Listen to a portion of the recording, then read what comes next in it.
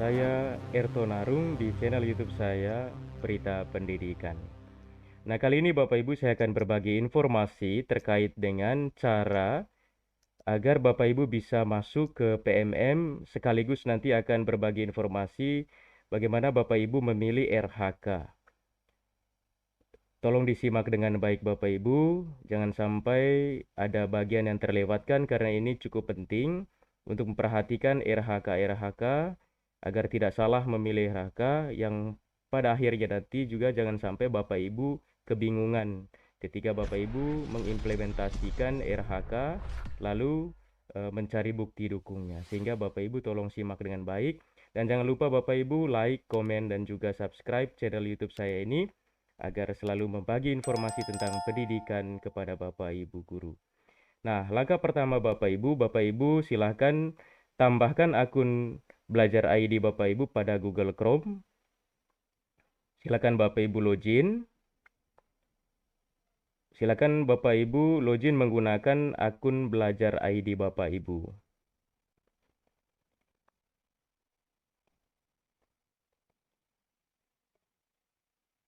Nah, setelah Bapak Ibu mengetik atau memasukkan akun Belajar ID Bapak Ibu, silakan pilih menu selanjutnya. Maka Bapak Ibu akan diminta untuk memasukkan password atau kata sandi akun Belajar ID Bapak Ibu guru.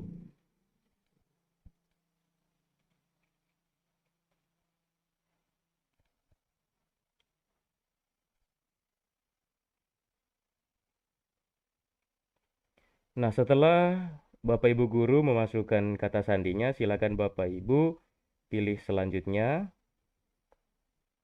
Maka Bapak Ibu guru akan diarahkan ke halaman profil Bapak Ibu. Silakan pilih berikutnya. Lalu silakan Bapak Ibu mengaktifkan sinkronisasi atau tidak. Terserah Bapak Ibu bisa memilih ya setuju atau lain kali.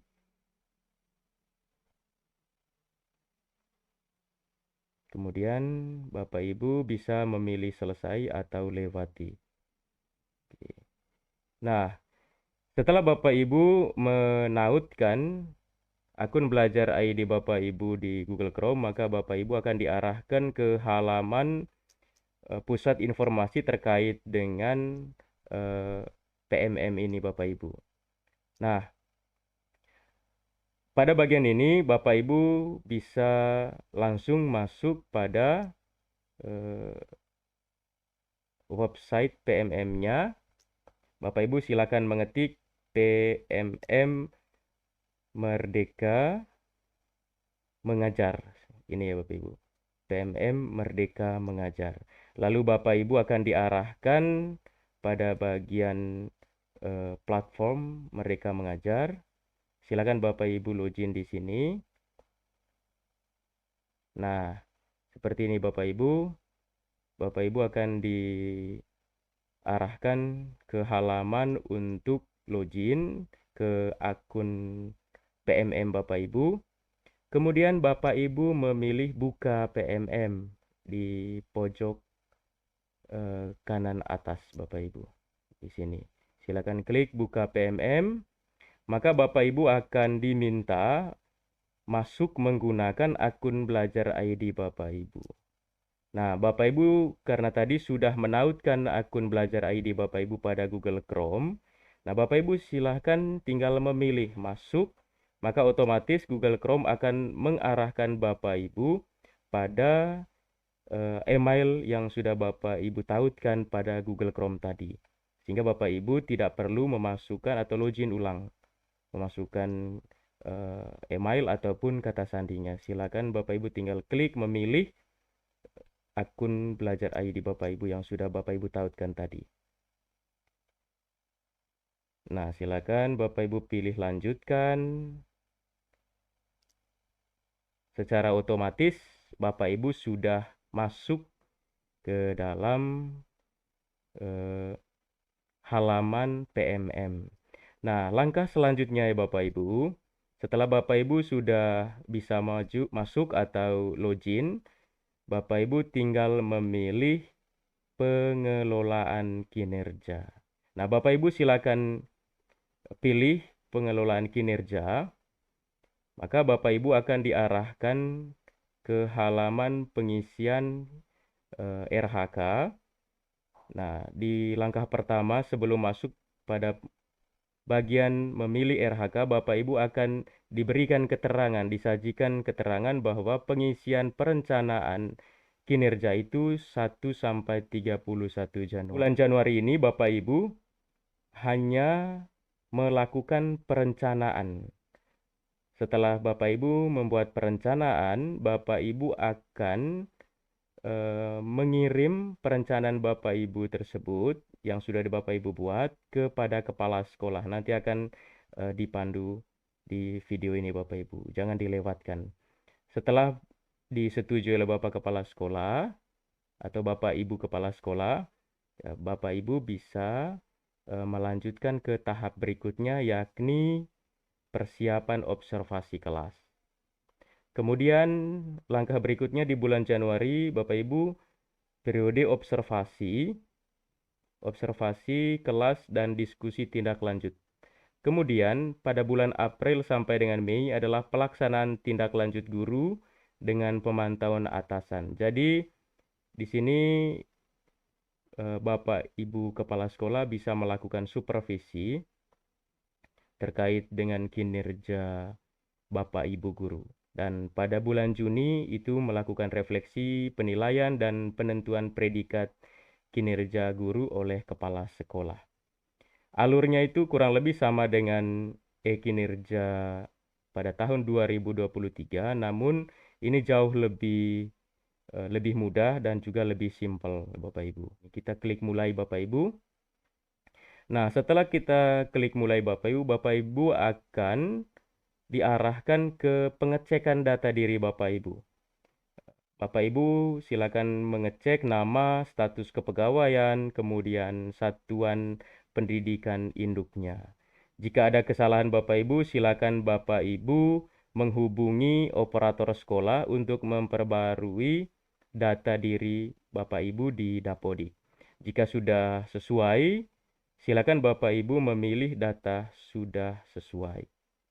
Nah, setelah Bapak Ibu memilih data sudah sesuai, Bapak Ibu akan ditanya lagi apakah data diri Anda sudah benar, maka Bapak Ibu harus mengecek ulang.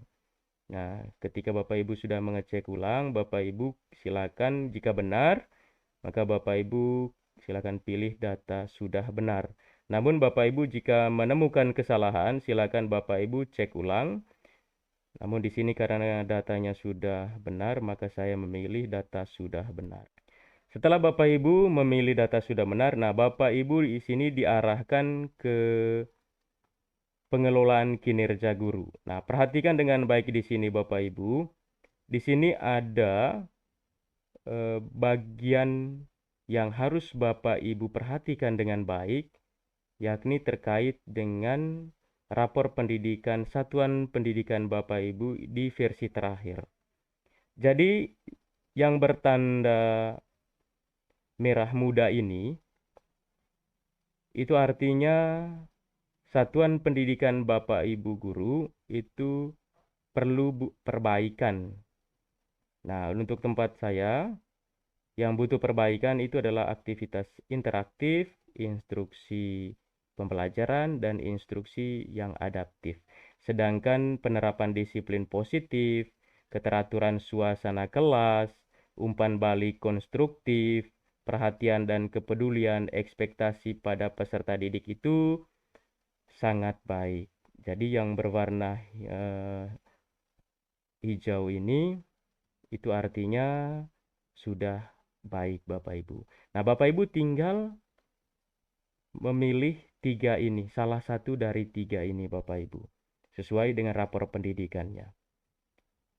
Jadi saya memilih salah satu dari ketiga ini, yakni instruksi pembelajaran.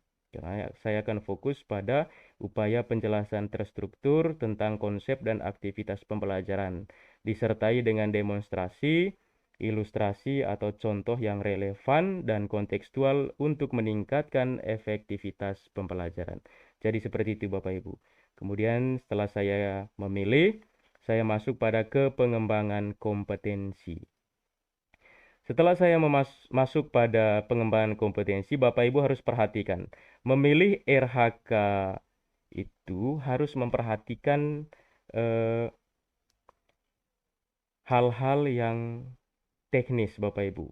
Anda diharapkan memiliki minimal 32 poin per semester untuk memenuhi ekspektasi atasan.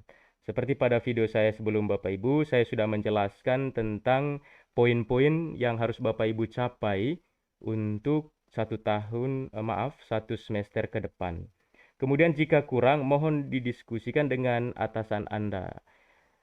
Jika lebih, ekspektasi atasan akan semakin baik. Nah, di video saya sebelumnya saya pernah sampaikan bahwa diusahakan Bapak Ibu memilihnya itu yang minimum, yakni 32 poin. Tapi dalam pelaksanaannya Bapak Ibu diharapkan lebih dari 32 poin supaya Bapak Ibu mencapai ekspektasi yang lebih baik atau di atas ekspektasi.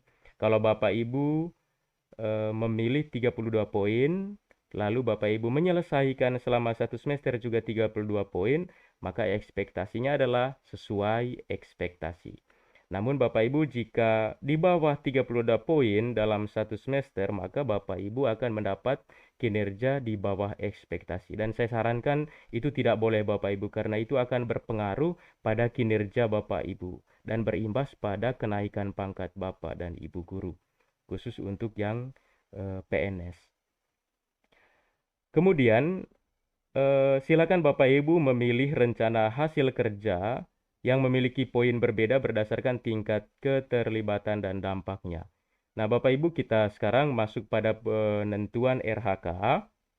Silakan Bapak Ibu memilih RHK ini dengan baik, Bapak Ibu. Saya mohon Bapak Ibu menyimaknya dengan baik. Ini sudah saya lakukan dan Bapak Ibu bisa bekerja sama dengan teman-teman atau rekan-rekan guru di lembaga pendidikan Bapak Ibu masing-masing. Dan juga jangan lupa untuk berkoordinasi dengan kepala sekolah, meminta arahan kepala sekolah untuk penentuan rencana hasil kerja ini. Nah, di sini misalkan Bapak Ibu, saya memilih seperti yang sudah saya jelaskan di video saya sebelumnya, saya memilih RHK yang ini Bapak Ibu.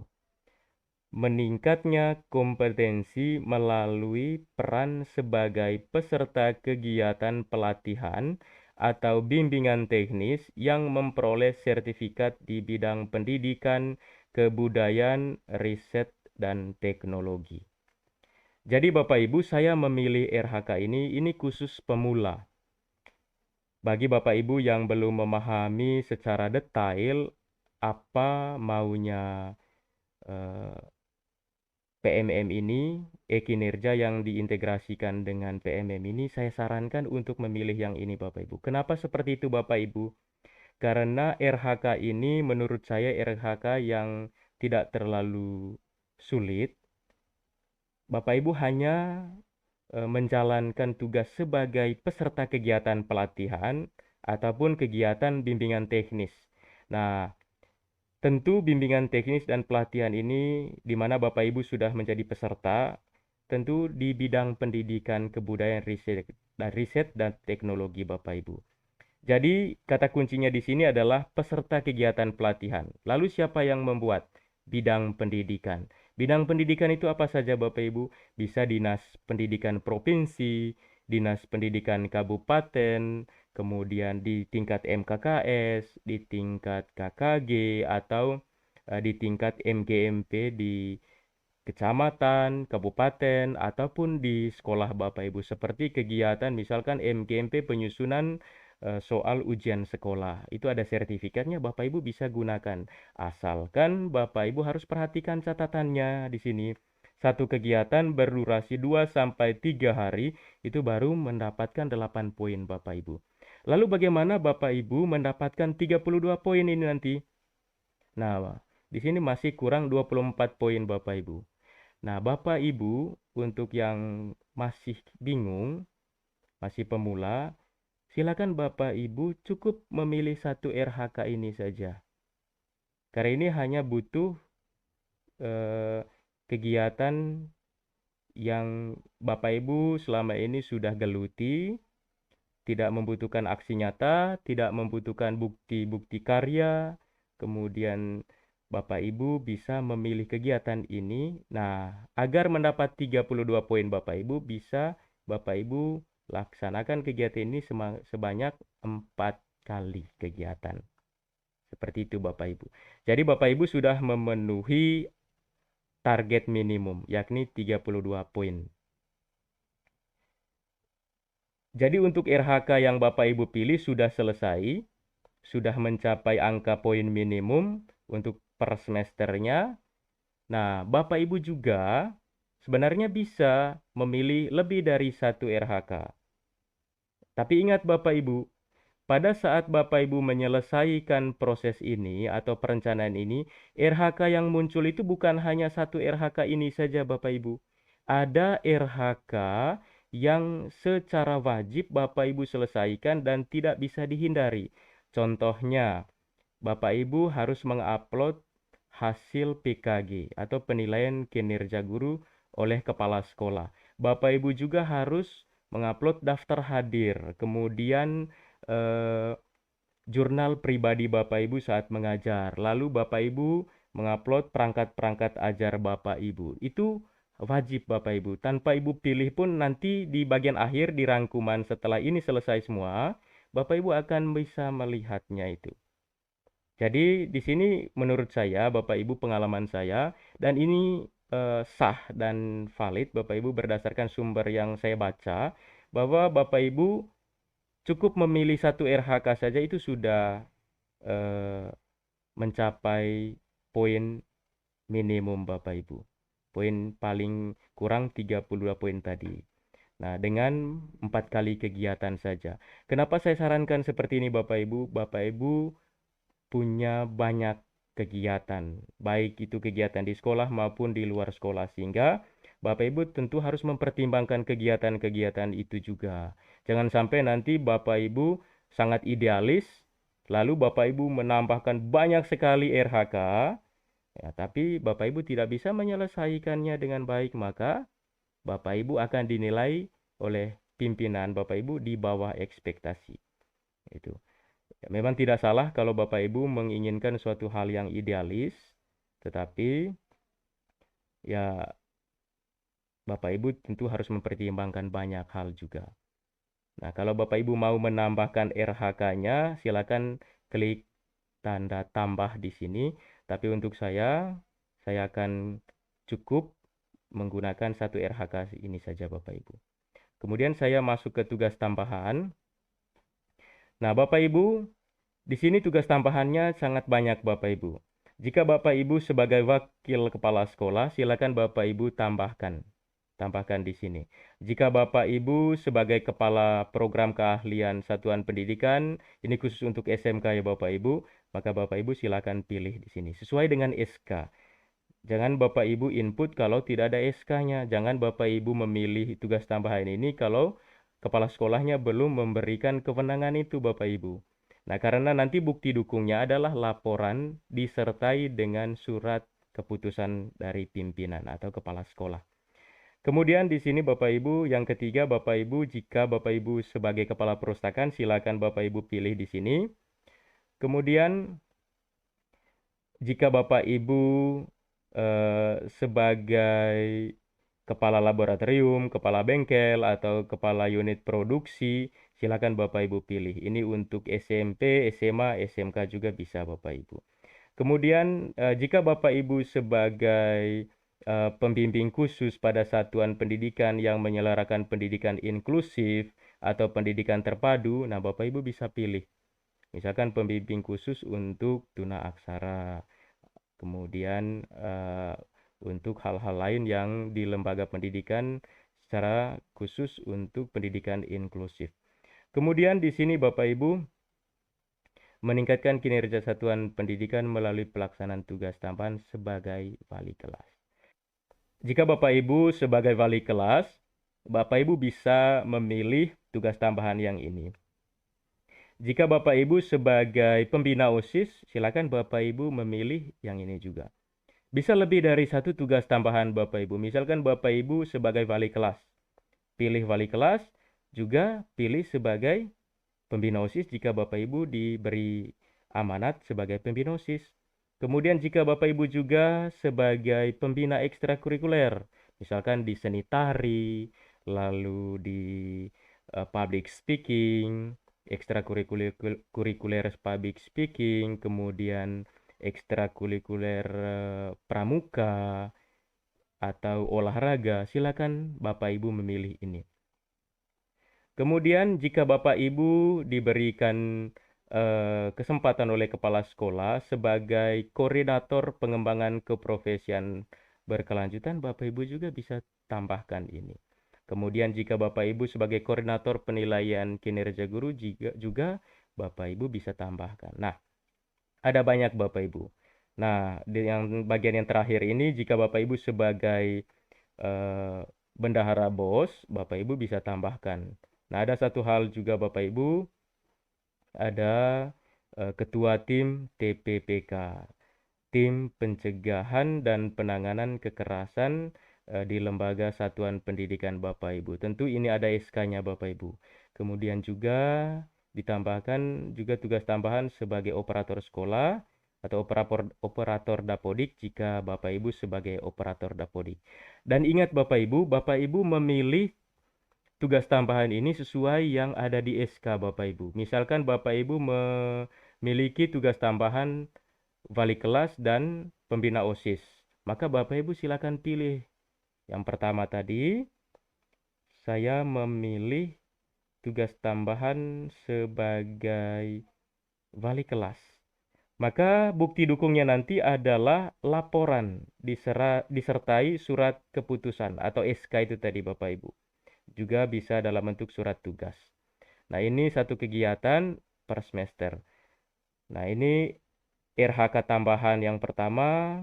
Nah, saya juga misalkan sebagai tadi wali kelas, pembina ekstrakurikuler, misalkan seperti itu Bapak Ibu.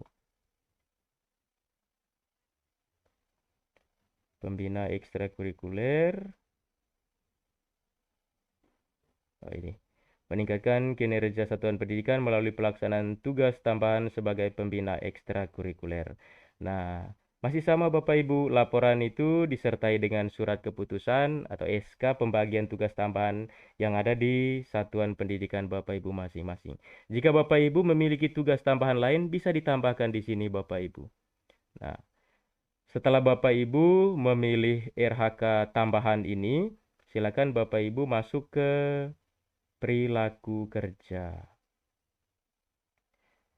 Silakan di sini Bapak Ibu. Yang pertama, aspek berorientasi pada pelayanan. Nah, ada 3 pilihan di sini Bapak Ibu. Memahami kebutuhan peserta didik dan berusaha memenuhinya. Jadi Bapak Ibu harus memahami apa saja kebutuhan-kebutuhan peserta didik, baik di dalam kelas maupun di luar kelas. Karena Bapak Ibu di sini sebagai wali kelas, maka Bapak Ibu juga harus memperhatikan kebutuhan peserta didik, anak walinya, begitu Bapak Ibu. Kemudian yang kedua, bersifat ramah kepada peserta didik dan orang tua tanpa membeda-bedakan, cekatan dalam bekerja, solutif dalam mengatasi permasalahan pembelajaran, dan dapat diandalkan oleh peserta didik, orang tua, maupun rekan sejawat. Jadi di sini Bapak Ibu cukup bersifat ramah kepada peserta didik dan orang tua. Lalu yang ketiga di sini Bapak Ibu, melakukan perbaikan secara terus-menerus terhadap kompetensi dan perilaku kerjanya. Jadi Bapak Ibu di sini setiap hari atau setiap menjalankan tugas itu harus melakukan perbaikan jika ada kesalahan. Atau melakukan perbaikan ketika Bapak Ibu sudah melakukan refleksi dan perlu ada perubahan-perubahan. Nah, untuk saya kali ini saya akan memilih yang kedua ini Bapak Ibu. Setelah Bapak Ibu memilih yang eh, bagian pertama tadi di orientasi pelayanan, Bapak Ibu akan diarahkan pada pertanyaan lanjutan, bagaimana Anda akan menerapkan perilaku tersebut dalam kehidupan sehari-hari? Nah, silakan Bapak Ibu. Ada 4 pilihan di sini. Menuntaskan semua pekerjaan, mengucapkan salam dan sapa dengan sikap ramah, mengkomunikasikan informasi yang aktual dan akurat, melayani dengan standar yang sama kepada semua pihak. Jadi di sini Bapak Ibu silakan memilih mana yang Bapak Ibu akan capai untuk satu semester ini. Bukan berarti yang lain Bapak Ibu tidak laksanakan, bukan seperti itu Bapak Ibu. Tapi yang menjadi fokus Bapak Ibu di sini adalah salah satunya ya Bapak Ibu. Misalkan di sini menuntaskan semua pekerjaan. Bapak Ibu memilih yang terakhir, lalu Bapak Ibu mengabaikan yang pertama. Bukan seperti itu maksudnya Bapak Ibu. Tetap Bapak Ibu harus menuntaskan semua pekerjaan. Tetap Bapak Ibu mengucapkan salam dan sapa dengan sikap ramah. Kemudian Bapak Ibu juga harus mengkomunikasikan informasi yang aktual dan akurat kepada rekan sejawat ataupun kepada peserta didik atau kepada orang tua peserta didik. Nah, atau yang terakhir melayani dengan standar yang sama kepada semua pihak. Nah, misalkan Bapak Ibu di sini memilih menuntaskan semua pekerjaan.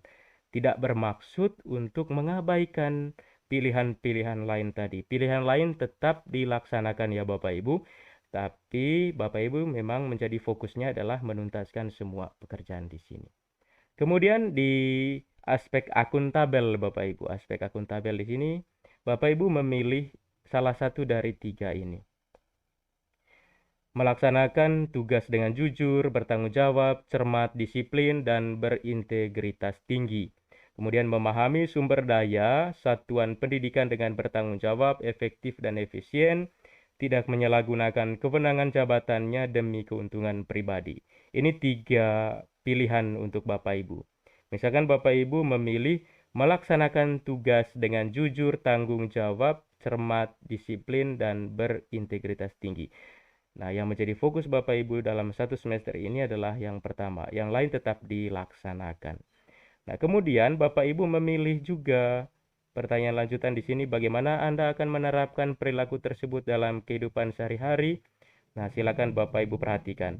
Di sini melaksanakan tugas dengan jujur, maka Bapak Ibu memenuhi janji dan komitmen terkait dengan pekerjaan, melaksanakan pekerjaan sesuai dengan ketentuan, bertanggung jawab atas hasil kerja yang dilakukan, menolak segala bentuk gratifikasi, korupsi, kolusi, dan nepotisme.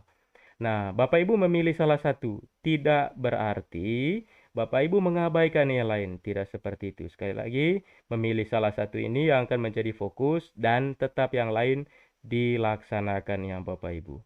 Nah, di sini saya memilih misalkan bertanggung jawab atas hasil kerja yang dilakukan dan bersedia dievaluasi. Karena sebagai seorang guru harus menjalankan tugas dengan tanggung jawab dan bersedia untuk dievaluasi oleh rekan sejawat dan oleh pimpinan. Kemudian yang ketiga di sini Bapak Ibu di bagian kompeten, Bapak Ibu silakan memilih apa perilaku yang paling ingin, ingat, paling ingin Anda fokuskan di tahun ini. Yang paling ingin ya Bapak Ibu, berarti yang lain tetap akan dilaksanakan, tetapi yang menjadi fokus utamanya adalah salah satunya ini. Nah, misalkan di sini ada 3 ya Bapak Ibu, menunjukkan penguasaan kompetensi yang memadai dalam melakukan kinerja. Lalu yang kedua, membantu peserta didik, rekan sejawat, dan orang lain untuk saling belajar. Dan yang ketiga, melaksanakan tugas dengan kualitas yang terbaik. Nah, Bapak Ibu memilih salah satu. Saya memilih menunjukkan penguasaan kompetensi yang memadai dalam melakukan kinerja. Lalu bagaimana Bapak Ibu akan menerapkan perilaku tersebut dalam kehidupan sehari-hari? Menerapkan perilaku yang ini maksudnya Bapak Ibu. Maka saya akan menjalankan itu, memilih salah satu di sini, menunjukkan kompetensi dalam bekerja sehingga menjadi teladan bagi rekan sejawat. Atau Bapak Ibu bisa memilih berdiskusi dengan rekan kerja atasan, peserta didik, dan masyarakat atau dunia kerja untuk mencari solusi. Nah, ini menurut saya lebih bagus Bapak Ibu. Bapak Ibu berdiskusi. Bapak Ibu bukan sebagai tutor. Jadi Bapak Ibu harus belajar dari rekan sejawat atau orang-orang lain, kemudian dengan pimpinan juga. Lalu pilihan yang keempat, aspek yang keempat di sini Bapak Ibu terkait dengan harmonis. Nah, apa perilaku yang paling ingin Bapak Ibu fokuskan untuk semester ini? Nah, Bapak Ibu misalkan menghargai setiap warga satuan pendidikan apapun latar belakangnya, memberikan pertolongan bagi warga satuan pendidikan yang memerlukan, mampu membangun lingkungan pembelajaran yang kondusif. Nah, Bapak Ibu silakan memilih salah satu. Maka saya akan memilih menghargai setiap warga satuan pendidikan apapun latar belakangnya. Lalu bagaimana cara Bapak Ibu untuk mencapainya ini? Mencapai aspek menghargai setiap warga satuan pendidikan apapun latar belakangnya, maka Bapak Ibu silakan pilih, yakni dengan berlaku adil kepada setiap orang tanpa memandang kedudukan, jabatan, latar belakang, suku, agama, ras, dan gender. Atau Bapak Ibu dengan cara menjaga hubungan yang baik dengan rekan kerja, atasan, peserta didik, dan masyarakat atau dunia kerja, atau dengan cara yang ketiga, menghormati gagasan yang disampaikan orang lain. Kalau saya lebih ke sini Bapak Ibu, menjaga hubungan. Karena kita bekerja dengan orang lain, kemudian juga kita punya pimpinan, kita punya peserta didik, maka kita menjaga komunikasi yang baik dengan mereka. Lalu bagaimana dengan loyalitas kerja Bapak Ibu? Loyalitas Bapak Ibu dengan pimpinan, dengan lembaga pendidikan, dengan teman guru, dan juga dengan peserta didik. Nah, saya di sini menjaga nama baik satuan pendidikan, sesama guru dan peserta didik dimanapun berada. Kemudian bagaimana cara untuk mencapai perilaku saya ini? Yakni saya memilih di sini bersikap dan perilaku yang melindungi nama baik serta citra satuan pendidikan.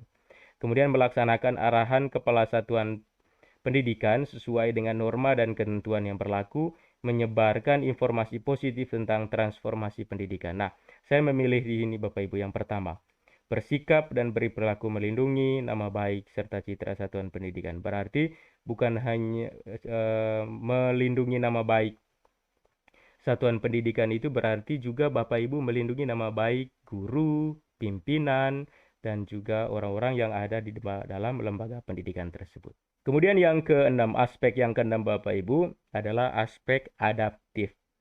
Bapak Ibu silakan memilih apa yang akan Bapak Ibu fokuskan, itu menyesuaikan diri secara cepat dalam menghadapi dinamika pembelajaran di kelas, kemudian terus berinovasi dan mengembangkan kreativitas untuk memajukan satuan pendidikan, kemudian berpikir proaktif untuk mengembangkan diri dan warga satuan pendidikan. Nah, untuk bagian ini Bapak Ibu memilih apa yang akan Bapak Ibu capai untuk semester ini.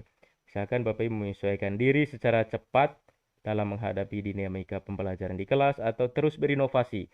Nah, Bapak Ibu guru kan Bapak Ibu guru milenial, jadi ya Bapak Ibu harus berinovasi dalam mengembangkan kreativitas.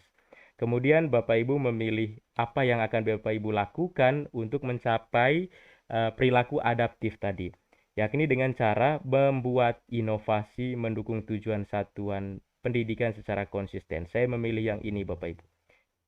Kemudian yang terakhir di sini Bapak Ibu di aspek yang ketujuh adalah kolaboratif.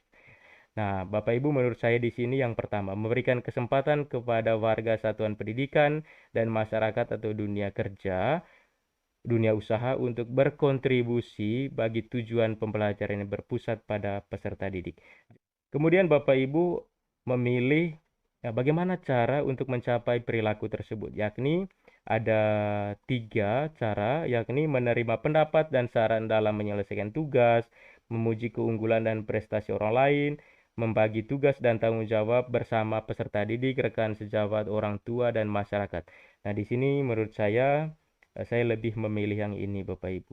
Menerima pendapat dan saran dalam menyelesaikan tugas, karena dalam berdiskusi, berkolaborasi dengan orang lain, itu kita harus menerima pendapat, menyaring pendapat, dan juga menerima saran secara terbuka. Lalu kita evaluasi saran dan pendapat tersebut, mana yang terbaik kita laksanakan. Karena pasti saran dan pendapat itu tujuannya untuk hal-hal yang konstruktif atau membangun lembaga pendidikan. Setelah Bapak Ibu memilih semuanya, Bapak Ibu bisa langsung ke rangkuman, atau Bapak Ibu juga bisa simpan di draft. Nah, tapi ingat Bapak Ibu, simpan di draft ini itu artinya Bapak Ibu belum bisa belum masuk pada tahap pengiriman data Bapak Ibu yang sudah Bapak Ibu isi ini ke kepala sekolah. Jadi saran saya kalau Bapak Ibu masih punya waktu untuk menyelesaikan ini, silakan Bapak Ibu langsung selesaikan. Tapi kalau Bapak Ibu punya tugas lain, ya silakan Bapak Ibu simpan dulu di draft, lalu Bapak Ibu lanjutkan. Oke, kita lanjutkan ke rangkumannya Bapak Ibu. Nah, secara otomatis di sini Bapak Ibu, kita perhatikan dengan baik. Ini tidak kalah pentingnya. Bapak Ibu tadi hanya memilih satu RHK. Yang ini Bapak Ibu. Ini RHK yang Bapak Ibu pilih. Tetapi kok munculnya itu ada banyak sekali RHK di sini. Nah, ada RHK utama, ada 4 RHK utama di sini Bapak Ibu. Lalu dari mana ketiga RHK yang lain ini? Nah, itu yang akan saya jelaskan Bapak Ibu. Pasti Bapak Ibu banyak yang bingung, bahkan di sekolah tempat saya bekerja juga banyak teman-teman guru yang bingung. Nah, Bapak Ibu harus perhatikan. RHK yang Bapak Ibu pilih ini, yang kedua ini adalah RHK yang menjadi pilihan Bapak Ibu yang akan Bapak Ibu capai. Di mana tadi poin minimumnya adalah 32 dan bukti dukungnya adalah sertifikat. Ini yang Bapak Ibu pilih. Sedangkan yang 1, 3, dan 4 ini adalah RHK wajib Bapak Ibu. Dan tidak bisa tidak. Bapak Ibu harus menyelesaikannya. Nah, RHK yang pertama yang wajib ini Bapak Ibu. Meningkatnya praktik aktivasi kognitif yang berfokus pada instruksi pembelajaran. Guru akan mengisi formulir diskusi persiapan, formulir diskusi tindak lanjut, dan formulir refleksi tindak lanjut. Lalu apa target kualitasnya Bapak Ibu? Target kualitasnya di sini adalah tingkat upaya penjelasan terstruktur tentang konsep dan aktivitas pembelajaran disertai demonstrasi, ilustrasi, atau contoh yang relevan dan kontekstual untuk meningkatkan efektivitas pembelajaran. Nah, apa bukti dukungnya Bapak Ibu? Hasil penilaian observasi kinerja guru. Jadi di sini Bapak Ibu bisa meminta hasil penilaian kinerja Bapak Ibu. Misalkan kepala sekolah melakukan supervisi, baik itu supervisi klinis ataupun supervisi-supervisi lain yang dilakukan oleh Bapak Ibu kepala sekolah, Bapak Ibu guru bisa meminta hasil penilaiannya itu sebagai bukti dukung untuk RHK yang pertama ini. Targetnya satu kegiatan Bapak Ibu dan rentang waktunya adalah 1 semester. Jadi Bapak Ibu meminta penilaian observasi kinerja guru itu di kepala sekolah ataupun di koordinator penilaian kinerja guru. Kemudian kalau yang kedua ini yang sudah saya jelaskan di awal tadi Bapak Ibu, ini tinggal Bapak Ibu lanjutkan. Kemudian yang ketiga ini Bapak Ibu, ini RHK yang wajib, bukan RHK pilihan Bapak Ibu. Bapak Ibu wajib menyelesaikan ini. Oke, bukti dokumennya adalah atau bukti dukungnya adalah dokumen kurikulum operasional satuan pendidikan atau KOSP. Ini Bapak Ibu, ini berkaitan dengan perangkat ajar Bapak Ibu. Perangkat ajar Bapak Ibu. Tersusunnya kurikulum operasional satuan pendidikan sebagai acuan dalam peningkatan pembelajaran. Jika kepala sekolah punya, maka kalau tidak salah mohon dikoreksi nanti, ini berkaitan dengan dokumen 1 kalau tidak salah. Dokumen 1 atau dokumen 2 yang isinya terkait dengan kurikulum. Terus kemudian untuk Bapak Ibu guru punya, ini adalah perangkat ajar Bapak Ibu. Dokumen perangkat ajar, bukti dukungnya. Jadi Bapak Ibu menguploadnya di sini. Menguploadnya di sini Bapak Ibu. Dokumen kurikulum operasional satuan pendidikan. Di sini Bapak Ibu. Kemudian yang keempat adalah tingkat kehadiran di dalam kelas untuk meningkatkan kualitas pembelajaran. Jadi Bapak Ibu tetap membuat daftar hadir masuk kelas. Bukti dukungnya itu bisa dalam bentuk daftar hadir Bapak Ibu, disertai dengan foto bisa. Seperti pada e-kinerja 2023 yang sudah kita lewati. Kebetulan saya pernah mengikuti bimbingan teknis dan di pelatihan pengisian e-kinerja dari Dinas Pendidikan. Salah satu bukti dukung yang valid untuk RHK yang seperti ini adalah daftar hadir guru disertai dengan bukti foto kegiatan pembelajaran di dalam kelas.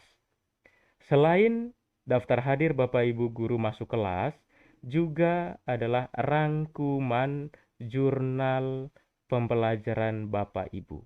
Misalkan Bapak Ibu masuk di tanggal 1 Januari, misalnya nih Bu ya, Bapak Ibu ya, masuk di tanggal 1 Januari, maka Bapak Ibu harus menulis jurnalnya itu jurnal pribadi Bapak Ibu. Apa kompetensi dasar yang diajarkan ataupun tujuan pembelajaran yang diajarkan, lalu berapa siswa yang hadir, kemudian berapa yang tidak hadir, lalu jam berapa Bapak Ibu masuk, jam berapa Bapak Ibu keluar. Nah, seperti itu Bapak Ibu. Seperti jurnal yang ada di kelas, seperti itu Bapak Ibu. Nah, saya pernah melakukan ini di e-kinerja yang sebelumnya di tahun 2023. Di sini bukti dukungnya itu tadi Bapak Ibu, rangkuman kehadiran yang dilengkapi dengan jurnal pribadi Bapak Ibu terkait dengan proses kegiatan pembelajaran. Nah, itu Bapak Ibu. Tidak bisa dihindari 3 RHK yang secara otomatis ini ditambahkan.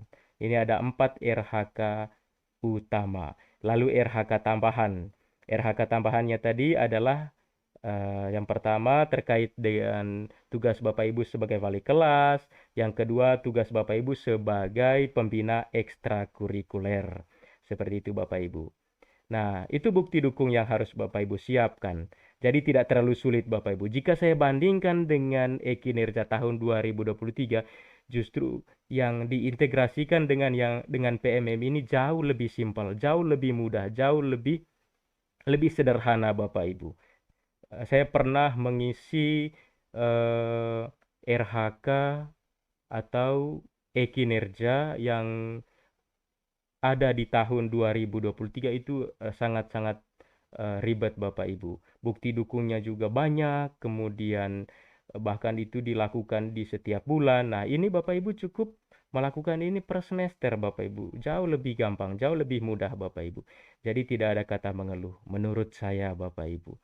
Karena saya sudah mengalami e-kinerja 2023, lalu saya bandingkan dengan e-kinerja yang diintegrasikan dengan PMM di tahun 2024 ini jauh lebih mudah.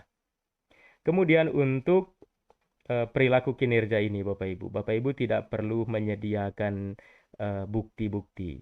Tidak perlu menyediakan bukti-bukti. Di sini hanya Bapak Ibu menjalankan apa yang sudah Bapak Ibu jadikan sebagai komitmen di 1 semester ke depan. Nah, setelah Bapak Ibu melaksanakan itu semua atau mengisi semuanya, jika Bapak Ibu merasa masih ada yang perlu diperbaiki, Bapak Ibu tinggal ubah. Tapi kalau Bapak Ibu sudah merasa, oh ini sudah oke, silakan Bapak Ibu pilih lanjutkan. Karena pengisian pengelolaan kinerja saya sudah sesuai, maka saya ajukan ke pimpinan.